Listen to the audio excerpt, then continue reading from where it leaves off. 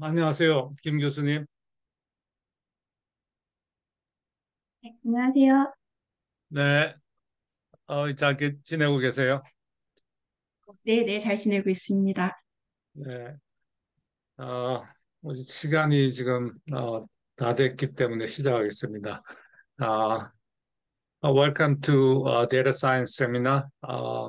Today we have a speaker from UC San Diego, but Professor, as you know, Professor Youngmin Kim is the professor of electrical and computer engineering at SNU. So she's spending her first sabbatical year at UC San Diego, which is one of my dream places in the world. So, Professor Kim, please go ahead and uh, introduce your talk, Dynamic 3D World, the next wave of AI. Thank you. Thank you for the introductions. Actually, I'm a huge fan of this seminar series as I thought the quality of talks is great, and I personally admire many of the previous speakers. So it is a really great honor and pleasure for me to be here. Anyway, good to see you all. My name is Youngmin Kim from Electrical and Computer Engineering Department at Seoul National University. And although I'm still feeling awkward to talk into a screen instead of being physically there, it is still exciting to be able to remotely share with this large group of people the ongoing research at my lab at Seoul National University. So the hype of AI has been around for more than a few decades now. And ever since the deep learning showed incredible performance on many of computer vision tasks. However, the capability of AI has initiated another chapter, I dare say, with the incredible performance of foundation models. And one of the most famous one would be the ChatGPT. And they score very high on the bar exam or SAT, GRE, and many other tasks, which require years of education for a person to prepare for. However, as an AI researcher, you should have noticed that these are tasks that are curated for AI to perform well. There exists a large database of problem sets available and that has clear answers within a very specialized, or in other words, limited scope. In short, it is the setting that you can easily train the neural network. During earlier times, deep learning was treated like a black box model. However, now people have a better understanding of the capability of AI, and many recent articles discuss what powerful AI tools can do. And a popular topic of interest is, of course, the capability of ChatGPT. And let's take a look at some of them together. So ChatGPT can distinguish fact from fiction. As a result, it confidently asserts obvious inaccuracies, like it takes 9 women 1 month to make a baby, and it hallucinates, that is, makes things up at a rate that one expert says at about 15 to 20% of the time. But when you want to assert its reliability, it can't tell us where its information comes from, and the information is outdated. So today, ChatGPT's knowledge of the world ends sometime in 2021, they say, although this is probably one of the easier problem to fix. And you can probably deduce that all of these bullet points actually focus on a similar aspect of AI. The performance of AI, at least in the current form, largely depends on the availability of data. And AI produces answers based on the data it is trained from. And the foundation models are developed with the large corpus of language or other digitalized data with a comparably simpler architecture. In that aspect, 3D vision is a challenging task because we do not have enough 3D data. Let's compare two flagship datasets for image and 3D shapes, namely the ImageNet and the ShapeNet. You can observe a significant gap between them in terms of the number of data, categories, and the date it was introduced. And of course, there exists a large volume of new 3D data that are recently being introduced, so things hopefully can be better in the near future. But why is 3D data limited? Compared to images where anyone can take a photo and share with friends, not many people can produce 3D data. And you are surrounded by 3D objects. So one way of building 3D model would be measuring the 3D objects around you. This can be considered as the counterpart of taking pictures for image data. But not many people have access to the 3D scanners, and it is even harder to transform the measurements into a valid form. There are multiple ways of acquiring 3D data, say laser scanner, LiDAR, RGBD scanner, multi-view stereo, or structure from motion. But no matter which device you use to acquire the 3D model, you will suffer from occlusion, noise, and incomplete data with holes. It takes quite an amount of effort to transform the scan into something clean, usable, and compact. Then why not just make a 3D model instead of scanning one? Well, 3D generation is also hard. It requires an expertise with special software. If you think shooting a movie in a busy street is expensive and cumbersome, so you want to hire a 3D artist to build a scene like this, and it turns out the individual models included here also cost a lot of time and labor, which sum up to approximately $200,000. And this slide is admittedly quite outdated, and the price should have increased further with the inflation after pandemic. Anyway, 3D models are not easy to get. In this aspect, we have been focusing on aforementioned two aspects of building 3D models, namely acquiring the 3D world around you and generating 3D assets. In either cases, we utilize different 3D representations or combination of other modalities to serve the designated purposes. And even though I will not be able to cover them in detail today, the diverse works in these aspects share the spirit of solving a task with limitations of 3D databases or challenges of dealing with 3D data. And thirdly, another important branch of the focus is physical interaction. Physical interaction is important to ultimately augment 3D vision technology and assist humans in real life with spatial AI technique. Possible application areas are, but not limited to, medicine, education, home assistance, remote collaboration, etc. But in general, these are also difficult problems. To highlight the difficulty, let me quote Hans Moravec back in 1980s. There is famous so-called Moravec's paradox that you might have already heard of. And let me read the wording here. So it is comparatively easy to make computers exhibit adult-level performance on intelligence tests or playing checkers, and difficult or impossible to give them the skills of 1-year-old when it comes to perception and mobility. Basically, when you compare the capability of human and computer, what is easy is difficult, and what is difficult is easy.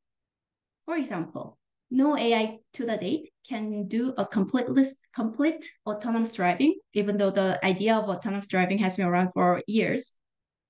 And no robot can go to an unknown kitchen and cook a simple meal.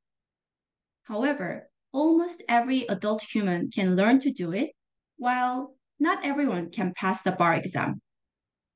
For the tasks that are difficult to the computers to learn, Moravec observed the power of evolution, which accumulates basic living skills from generation of experiences. And they lack a large amount of labeled data in digital format.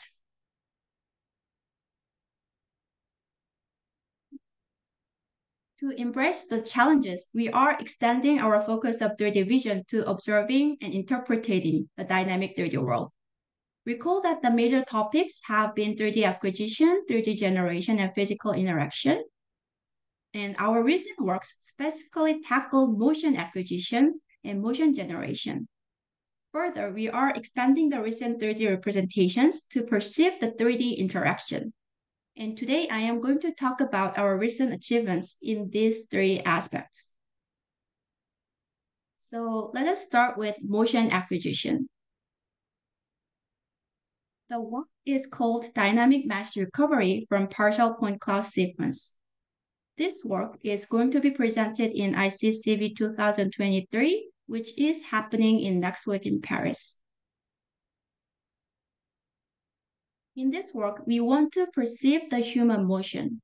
We especially tackle the case where you have an input point cloud sequences, as you see on the left, and as an output, we want to recover full mesh sequence, including the body shape, joint parameters on the parameterized human mesh model. And generating or reconstructing human poses or faces are very active research topic as they can be directly used to develop real-life applications for daily activities. You might have encountered many works which estimate human poses, but most of them use 2D video sequences. Again, compared to 3D measurements, sequences of images are easy to obtain.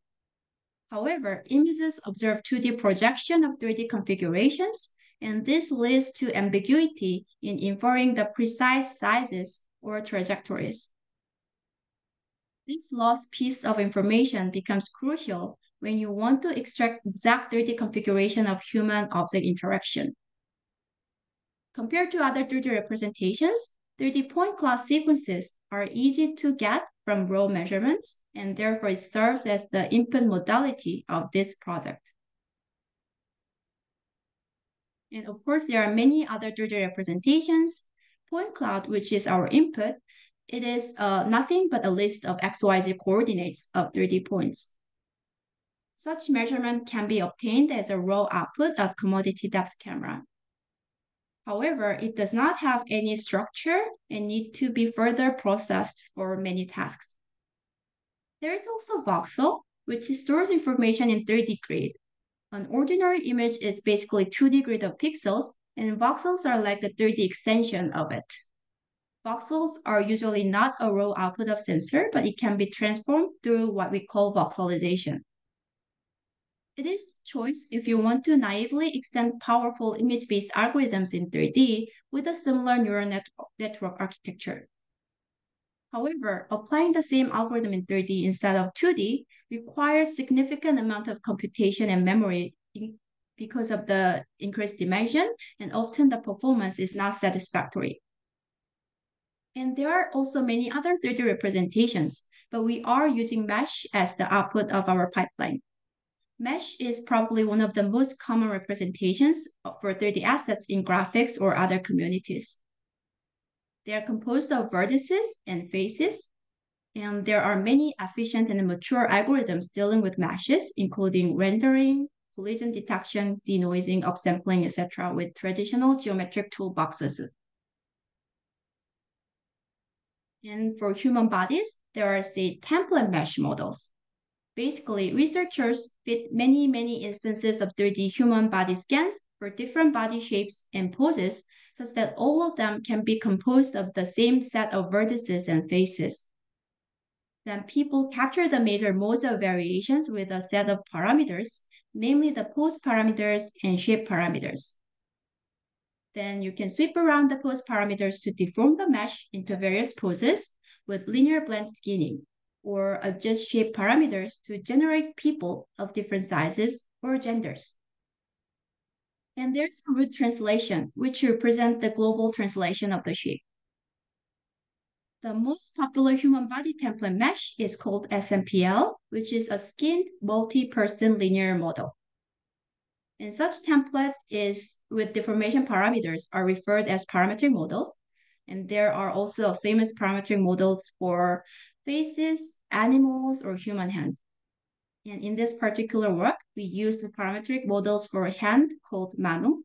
Manu stands for a hand model with articulated and non-rigid deformations.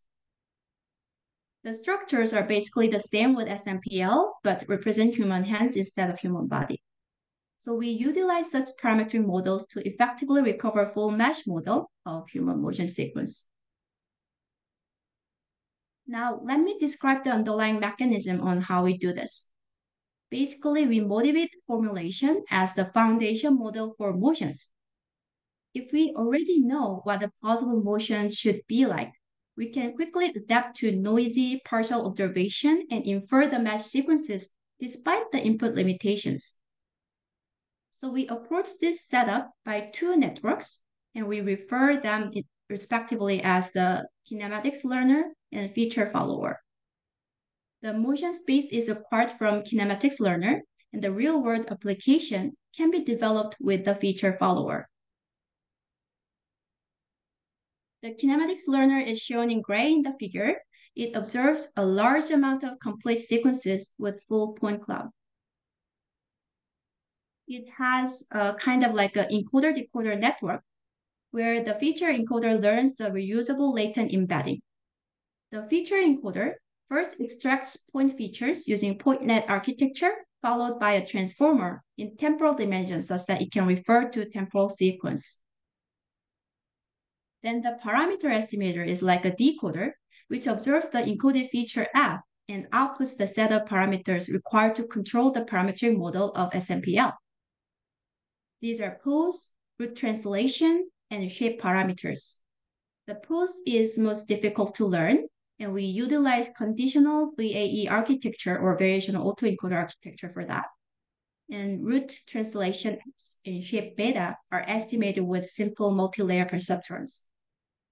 And we share the same shape parameters for the entire sequence while we estimate the temporal sequence of poses and translations.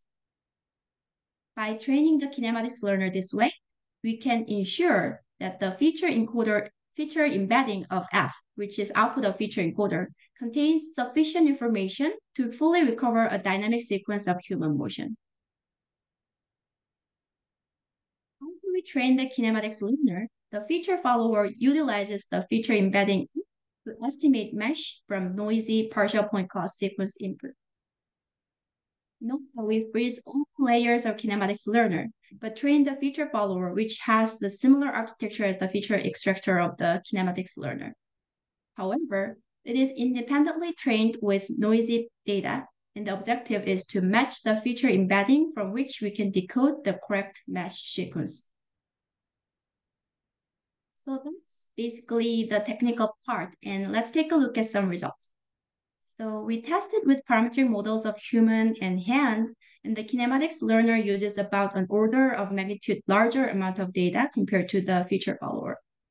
So for human, we train kinematics learner with a mass data set, which is about 1,700 to 70,000 sequences. And for feature follower, we used about 2,000 to 1,000 sequences of synthetic or real data. The kinematics learner for hand used about 1,700 sequences to train, and we used about 170 sequences to train the feature follower. And more details about the setup is available in the paper. And this slide visualizes sample sequences of the observed input for feature follower. Here we deliberately used partial noisy data. And in addition to the wiggling noise, you can see there is missing data on the surface facing away from the sensor, and there are some self-occlusion and spurious points in the air. And here are some results of our model with synthetic data. The input emulates the single view sensor observation. Given the input, you can see that our results recovers the full mesh sequences that closely resemble the ground truth model. And because our latent embedding contains strong structural prior with temporal correlation, our work outperforms previous approaches. You can see that previous works, which tried to best fit the input data individually, they lack the temporal coherence and struggle to extract plausible motion, especially when the input data is noisy. And such performance transfers to real data as well. Notice that the input data exhibits more challenging noise characteristics with spurious points in the air and random perturbations. Still, our results stably follow the input motion, whereas other works occasionally fail to resolve the ambiguous evidence. And here are more results. You can observe the power of pre-trained structure prior. So in the paper, we further highlight the power of motion prior with datasets with missing frames or the input where a large chunk of spatial data is missing, or cases where there is a big obstacle between the sensor and the human. Our pipeline nonetheless demonstrates stable performance. The hand data also can be recovered using our approach. However, the difference is rather subtle between our approach and other baselines. So I brought some quantitative evaluations for the hand data. We measured the errors in the post parameters, joint locations, and mesh vertex, and ours clearly outperform previous works. And we also have more analysis on human mesh model in the paper.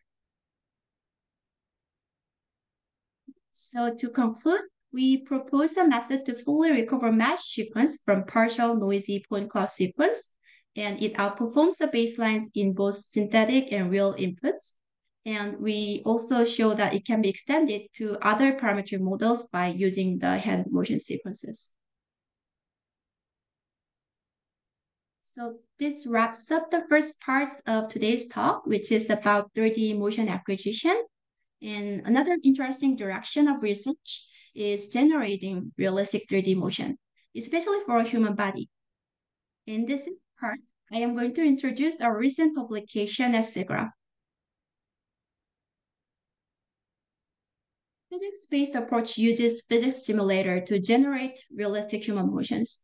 It assigns torques or positions of individual joints and solves for physically plausible movements considering the physical relationship. The physically based methods have demonstrated success on imitating motion clips or generating sports scene. However, it requires motion capture data to guide the joint configurations out of all the possible space of motion.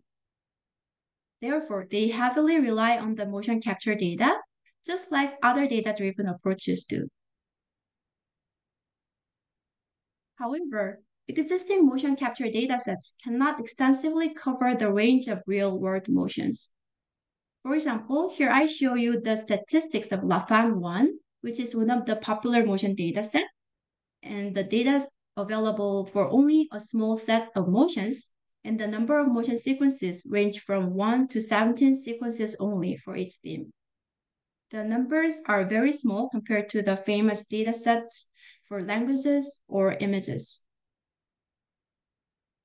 Also, it is not easy to obtain motion data for interacting motion, while it would be optimal to concurrently capture the full information of body during interaction. The hands or body often are occluded by the paired objects, and the exact contact or physical relationship is hard to observe. Furthermore, the pipeline also requires the physical properties of the paired objects, such as shape, size, or mass. If the interacting object changes, the human motion also changes accordingly, and it is impossible to account for all possible variations of such combinations with data capture. So we want to alleviate the need of having a complete motion capture data for motion generation. So the title of the work I'm going to introduce is called PMP, Learning to Physically Interact with Environments Using Partwise Motion Priors. Here, PMP stands for partwise motion priors. We especially want to generate human motions of daily lives interacting with the environments around us. To do so, we produce a new combination of motions from diverse set of motion of individual body parts. Among the body parts, hands are especially crucial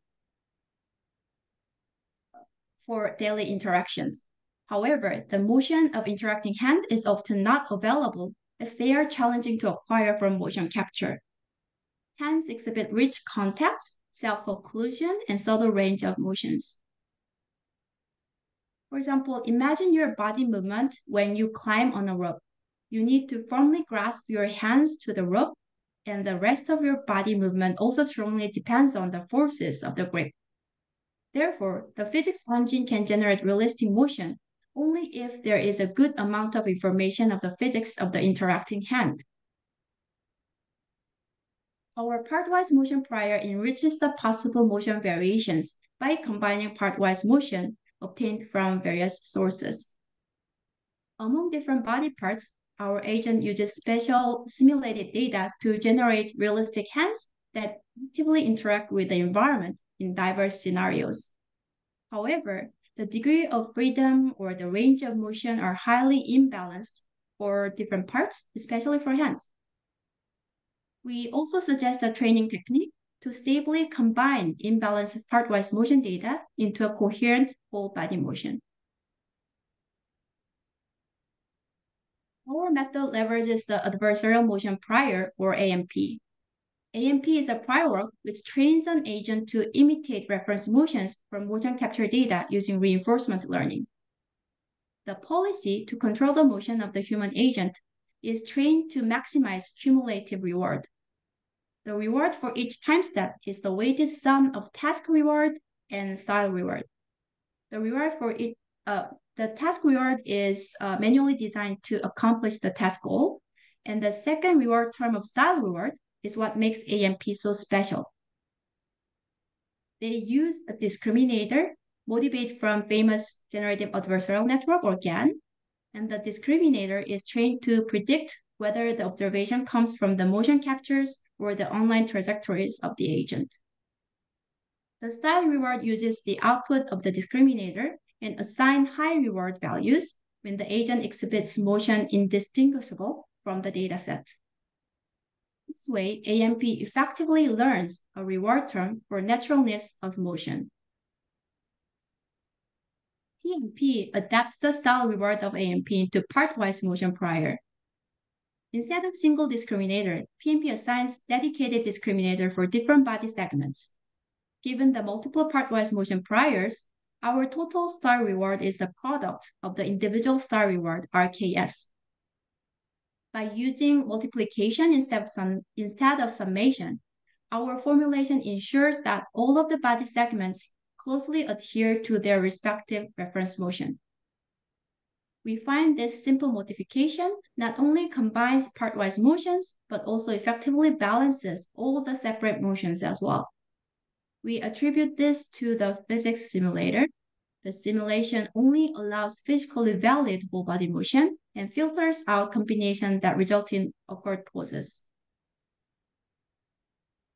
The idea of combining part-wise motion can be more clear with this example. In this scenario, we divide body segments into two parts, indicated with different colors in the left image, and we use locomotion for limbs and looking around motion for trunk. And compared to previous works that mimic the motion of the entire body, PMP can combine motions for different body parts. An agent is trained to navigate to the position goal while keep track of the gaze on the site goal. And as you can see, the agent can combine motions from different sources for different body parts, but still the physics simulator finds a physically plausible coordination.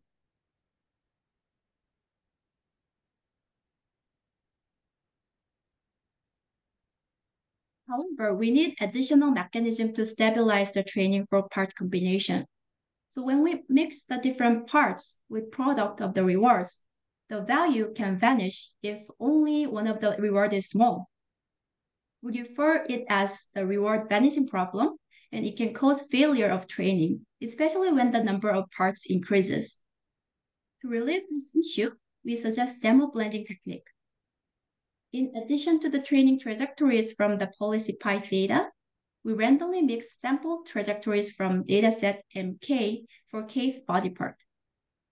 Demonstrated trajectories from the dataset guarantee the high style reward, which allows agent to capture valid signal in the early stage of training. Finally, PMP takes a special care of the hand motion. One important technical contribution is training a generalizable interaction prior. Since it is hard to capture hand-object interaction precisely, we suggest to use a simulator to substitute motion capture. We use the simulated motion to acquire an additional motion priors. The interaction prior is trained from another simulator, only with hand and an object. And we want to have a reusable prior for hand, so we apply random forces on the cylindrical rod to obtain a generalizable skill. The benefits for these simulated trajectories is that we have an access to the full physical states, including the actuated torques during hand interaction, which is impossible to capture with the motion capture data. So the total style reward is the product of all the part-wise motion priors. For hand, which is denoted as H here, we dynamically mix the style reward Rs and the interaction reward Ri. Sigma is a parameter that balances the ratio of the mixture based on the distance to the interaction target. And please refer to the paper for more details in the equation. Now I will show the results. So I will first demonstrate that the proposed method effectively assembles part-wise kinematic priors. In this scenario, the task is to carry a ball while walking up the stairs to reach the goal position. The body parts are segmented into lower and upper body. We use walking motion in both the planar ground and the stairs as the reference motion for the lower body. And for the upper body, we use carrying motion while standing as a reference.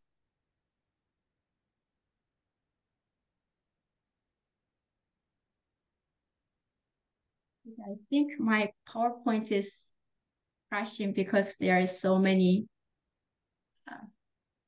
animations, videos. Sorry, let me close it and then resume. Sorry about that.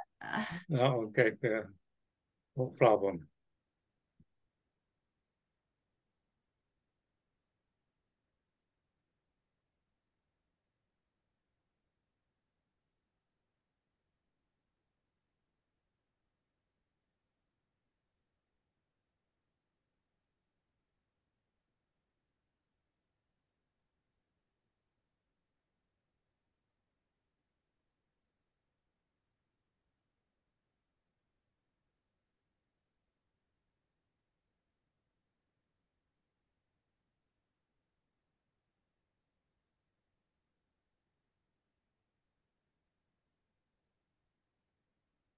Let me share the screen again.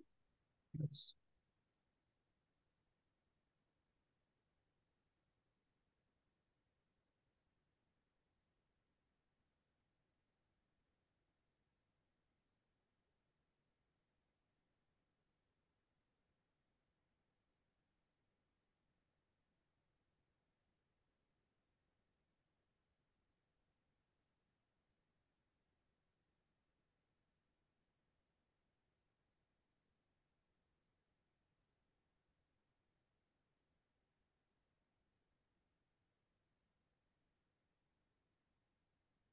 Okay, this is embarrassing. Can you hear me now? I think my Yes, Zoom is also okay. stopped. uh, okay, while I'm trying to pull up the slide again, maybe if there is a question, I'll be happy to answer, but sorry about this.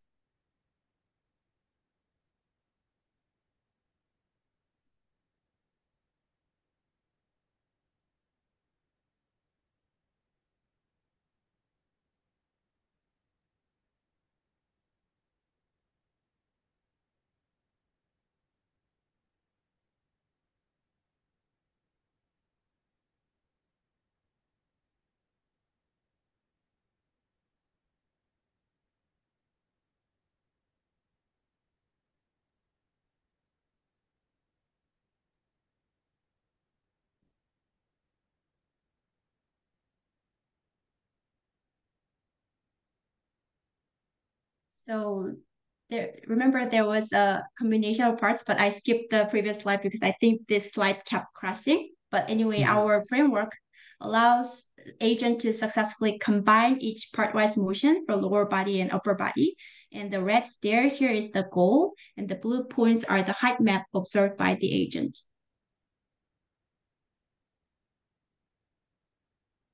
And for comparison, no PMP trains an agent with a single discriminator with the full body motion of the same data set. And the baseline uses the same amount of motion, but the generated motion is awkward since it cannot produce a novel combination of the motion capture data.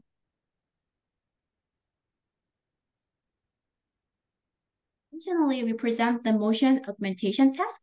In this experiment, we divide the body into 7 parts, and we also add control for limb coordination with the additional group of shoulders and hips. So yeah, so these are circled in red. And this allows us to augment the normal walking motion to the various styles, such as soldier, where the arm and leg from the same side move together, and the hopping style, where you move both feet together. And among the augmented references, the hopping style motion is physically impossible. However, by using our agent with the demo blending technique, our agent successfully imitates the style of the correct reference. Next, I will present the effectiveness of proposed interaction prior with the scenarios where hand is crucial. In the cart pulling scenario, I will verify that the pre-trained interaction prior can be reused to generalize to the various types of grasping styles as shown in the figure. So the agent can grasp handles of a different thickness or shape, or even create different hand configurations of grasping, such as flipping the hand to face the opposite way or holding non-symmetric positions. And here's an animation of the cart pulling motion of 3 different scenarios. And with the reusable interaction prior for grasping, our agent can exhibit successful control for the several challenging tasks, such as lifting a heavy barbell, hanging and moving on a bar,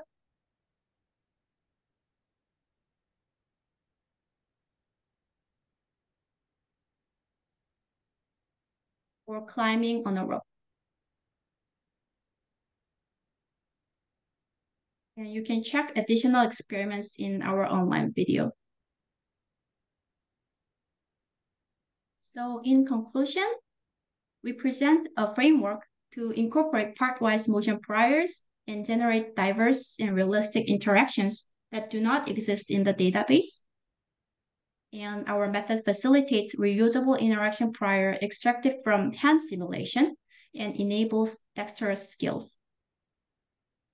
Additionally, I introduced a stabilizing technique by demo blending technique, which effectively finds a plausible combination that satisfies multiple partwise motion priors. However, the proposed methods still require considerable effort on designing an appropriate task-specific reward. Also, the body segments are manually selected by the user, so the future direction may automate this process. And lastly, the policy in our framework eventually converges to the certain mode of assembled skill at the end of the training. And the future work may allow agent to dynamically change the styles of assembly after the training. And it concludes the second topic of today's talk. Any questions? Or maybe we can defer question to the end. Yeah. I'll just go on. Okay. The third and last bit of work I'm going to present today is how we can build the dynamic model of the world such that you can interact with it. So if you're familiar with reinforcement learning for robots, you might know that there is a theme of model-free RL versus model-based RL. Reinforcement learning can be formulated as long as you have state action pairs and rewards from which you can choose the next action. Model-free RL is formulated to directly regress for the necessary sets of values. On the other hand, model-based RL formulate the model that represents the environment from which we understand the structure of rewards or other important consequences. However, it requires more knowledge and reasoning, and many times it is just impossible to create a model.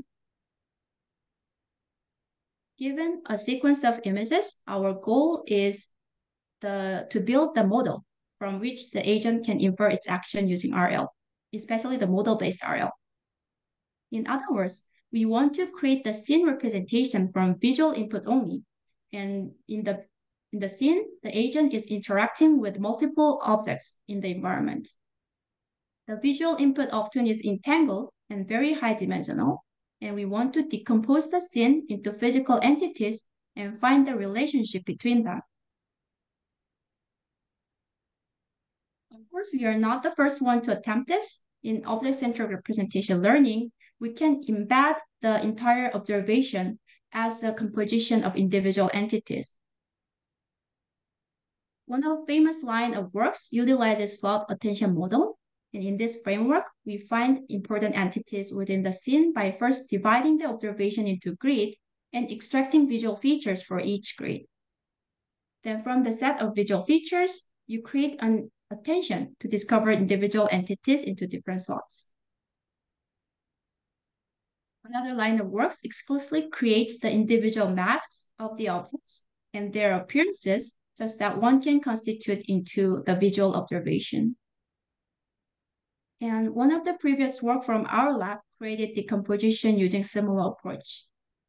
So the system is complex, but let me just give you a high level picture. So basically, we discovered individual objects with attention-based approach. In addition, we find latent embedding of the agent in the background reconstruction. Then we can find either passive or active interaction using graph neural network and update the dynamic state of each object. And here is some examples of the spatial temporal prediction results of Gatsby. And we can see that the spatial decomposition of the scene is made into the agent, background, and objects, and it is consistently propagated through the time for all data sets. However, we found that we need a significant amount of training to find the interaction. Because we model everything in the image projection, things suffer from occlusion and depth ambiguity. Further, we need to have static camera for such decomposition and correctly capture dynamics. However, the consequences of interaction can be formulated in a simpler way if 3D spatial context is available. Such limitation leads us to the third project of today. The idea is to obtain useful 3D and dynamic information from visual observations. Motivated by recent advances in the neural fields, we thought we can capture 3D context of multiple entities from which we can better model the physical interactions and eventually have a better model for RL. If you are given a set of images, as you see on the left, you want to be able to factorize the observation into different entities in 3D context, such that you can visualize in any viewpoints. Basically, the objectives are as follows. So we want to have a framework that can decompose various scenes into objects and background and predict dynamics between them. So far, it's shared goal with many of the previous approaches, but what is special is that we want to have the representation such that the composition is consistent in various viewpoints.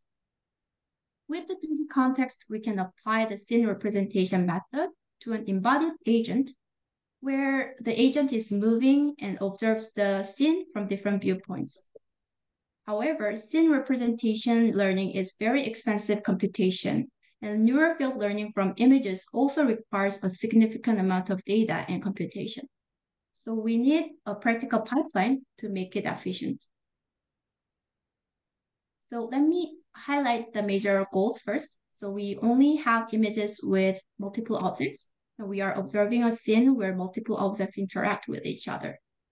We want to have decomposition in neural fields or object-centric neural fields and model the latent dynamics between the entities. There are also recent works which apply 3D representation with neural fields, but not many works, to my knowledge, extend them into dynamic scenes. But I think the physics or dynamics between entities can be the part where the 3D representation can be powerful. And we enhance the computational efficiency using powerful transformer networks. So let me describe how we do this. The system is complex, but I think the high-level picture is quite intuitive. So we learn the latent embedding using encoder-decoder framework, but with slots where individual slots represent different entities. Compared to observation from static camera from previous work, we observe multi-view images to train neural fields. And the loss is formulated to reconstruct the input scene as accurately as possible, similar to neural field formulation. Then for the second step, we freeze the encoder and decoder and update the slots to fine-tune the decomposition. Here we use dynamic sequences with relatively slow camera motion and focus on individual entities and its movement. So the first stage focuses on novel view synthesis with encoder and decoder, whereas the second stage focuses on learning dynamics with decomposition. And another important piece is that we have to increase the efficiency of picture extraction and decomposition. And to do that, we use transformers. So there are two transformers used, namely Dino and Appearance VIT. Dino is a pre-trained network which disentangles the foreground from background. Then VIT adapts the feature in current observation to find individual objects. The two transformers are scaled to have similar magnitude and jointly increase the efficiency of the challenging problem by more than an order of magnitude. This efficiency is a crucial factor to make the system practical enough to be deployed in the embodied agent. So here is the overview of final model. It's kind of complex, but it just have everything that we mentioned so far. So first, we train the posterior model, which is on the left-hand side, and the posterior module is also in two stages. We group the training sequences into two groups, one with slow object with fast-moving cameras, and the other with the fast object motions with relatively static camera.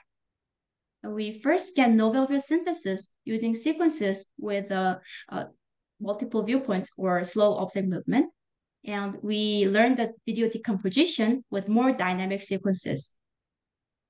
That's about the posterior module on the left. And then we freeze the parameters for the encoder, decoder, and slot attention. Then the prior module on the right then predict accurate future frames in novel scenes after learning reasonable interaction dynamics. And here are some qualitative results on novel view synthesis. Given the input image, the trained network can find the decomposition which is consistent in novel views. And all of the four sequences, the left column contain images of decomposed entities, and the right column attached is color-coded with the segmentation labels that represent decomposition. And the top row in the orange box shows the full image prediction with discovered entities, which is basically a combination of the decomposition below. And here are more novel view synthesis results.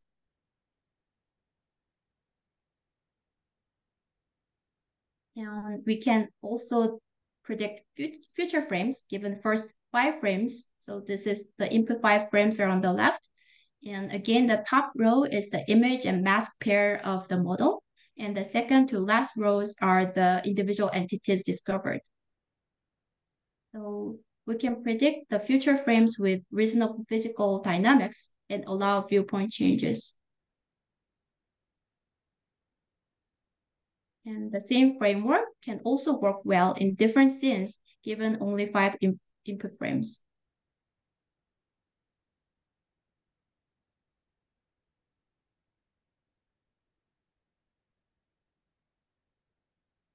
So to conclude, we are, to my knowledge, first to exploit the decomposed neural fields to predict spatial-temporal dynamics.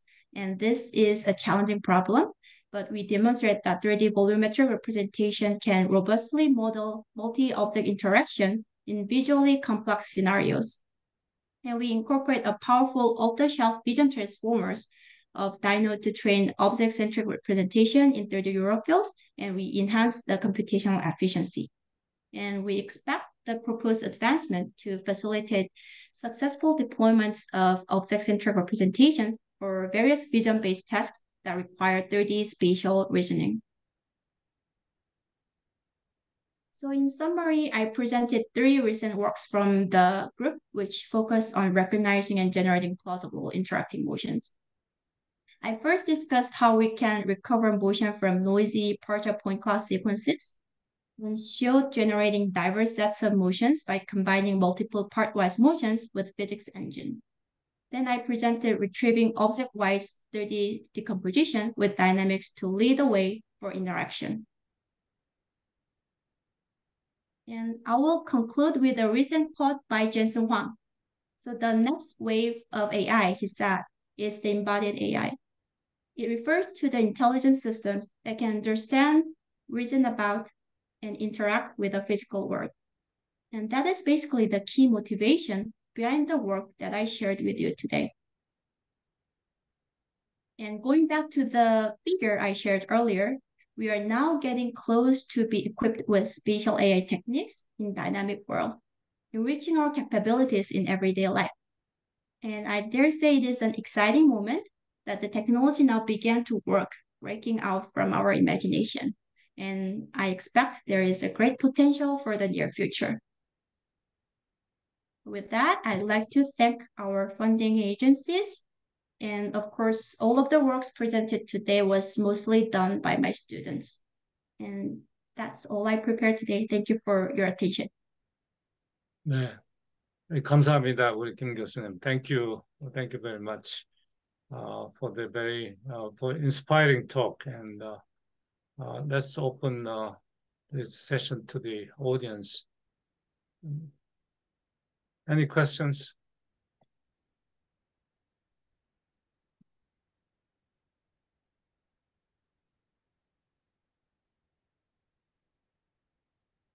Philip, your frequent, okay, go ahead, please.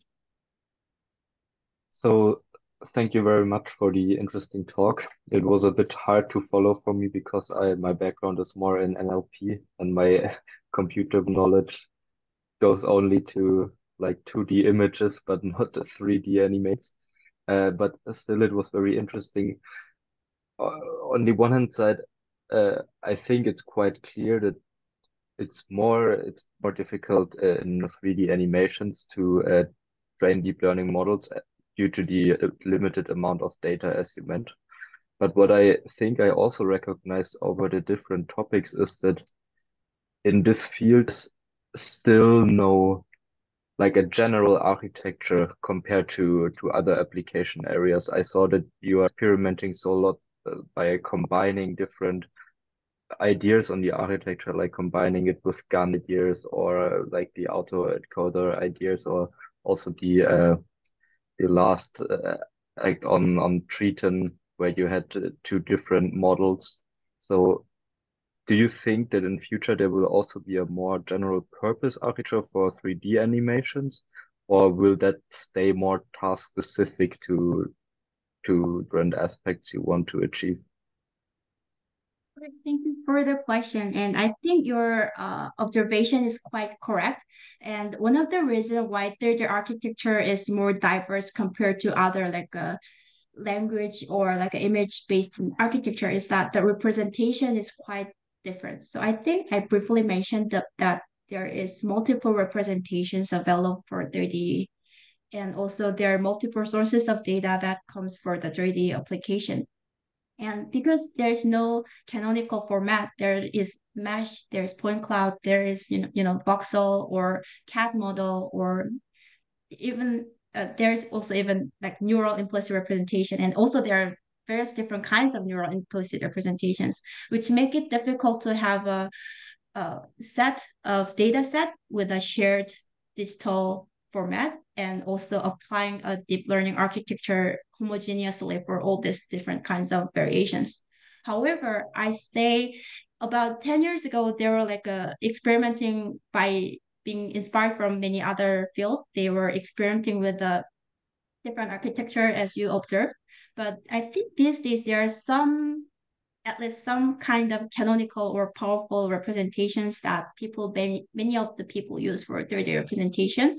It's not as mature as like image or language, I would say, but still it's getting mature. And many of the well-known use, for example, for point cloud is PointNet or PointNet++.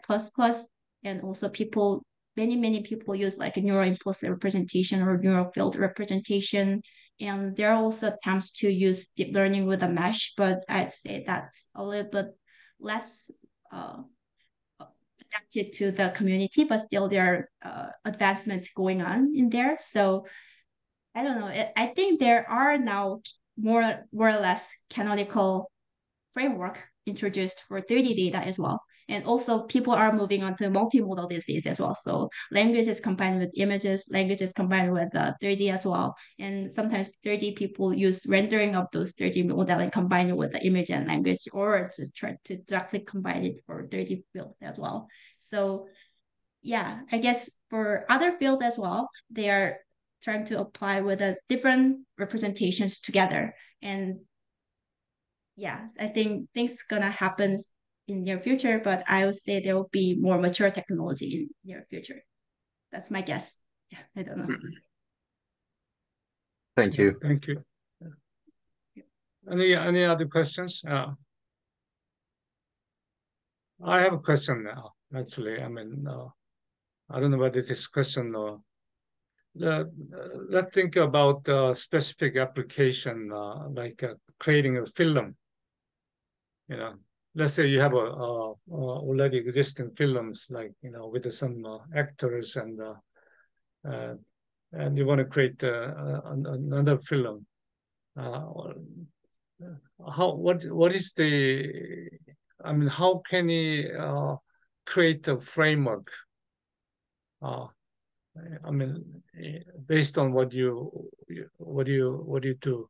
I mean, I'm thinking about the company called the Runway. Do you know the company Runway? Not really, sorry. It's a company now valued a startup valued at 1.5 billion. They recently got 140 million dollars as an investment. So they are currently creating a films for advertisement, but eventually they will create uh, uh, some real films. And so what kind of technologies are needed, and how can you integrate the 3D models, 3D visions, and seamlessly create the film. Yeah, that's very interesting direction. And I also sometimes imagined having a automated film as well. There are some related work in the research community, I'd rather say. There is something that try to create a video or short animation of a story.